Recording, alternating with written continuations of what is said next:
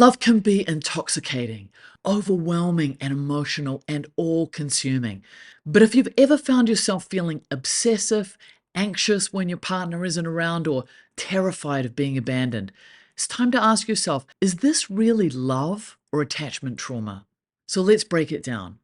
What is attachment trauma? Attachment trauma happens when early childhood experiences of neglect, inconsistency, or abuse disrupt a child's sense of safety and emotional stability. So these wounds don't just disappear as we grow older, they follow us into adulthood, shaping the way we bond with others. Sometimes we're drawn to people who trigger these old wounds, mistaking that emotional intensity for love. But love and attachment trauma are not the same. So let's talk about a few key signs that what you're feeling might be rooted in attachment trauma, not love. Number one, you feel incomplete without them. Do you feel lost, unworthy, or empty when you're not with your partner? This happens when attachment wounds prevent us from developing a stable sense of self. Instead, your identity becomes tied to someone else. Love can make someone an important part of your life, but it shouldn't leave you feeling like you can't function without them. Healthy relationships encourage growth and individuality. Attachment trauma doesn't. Number two, you have an intense fear of abandonment. Do you constantly worry that your partner will leave you? If every argument feels like the end of the relationship, this could be attachment trauma at work.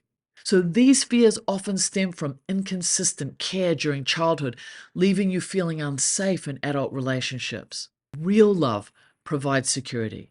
Disagreements don't spell disaster, and distance doesn't mean disconnection. Number three, you struggle to set boundaries. Do you find it hard to say no, or do you feel like you need to rescue your partner at all costs? This is a common result of attachment trauma, especially if you grew up believing you had to earn love by taking care of others. True love respects boundaries. It's about compromise and mutual support, not self-sacrifice. Number four, you mistake anxiety for passion. Do you constantly feel butterflies or a roller coaster of emotions in your relationship? While excitement is a part of love, healthy relationships eventually bring a sense of calm and stability. If you're always on edge, overanalyzing every message, or replaying every interaction, you might be confusing anxiety with love. Number five, you feel responsible for their emotions. Do you feel like it's your job to keep your partner happy? If their mood affects yours or you feel guilty when they're upset, this could stem from early experiences where you had to manage others' emotions to feel safe. In healthy relationships, you support each other, but you're not responsible for each other's emotional well-being. Number six, you think about them obsessively. Do thoughts about your partner consume your mind? Attachment trauma can create intrusive thoughts, making you feel like you need to stay on guard to keep the relationship intact. True love is built on trust and security, not a cycle of obsession and fear. Number seven, you need constant reassurance. Do you need your partner to continually prove their love?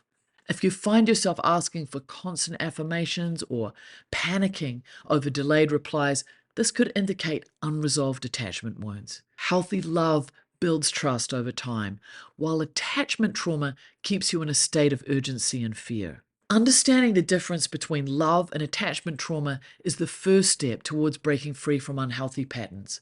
You deserve a love that feels safe, secure, and nurturing, a love where you're accepted just as you are. My name is Monique Rhodes, and I'm a happiness strategist. Follow for more.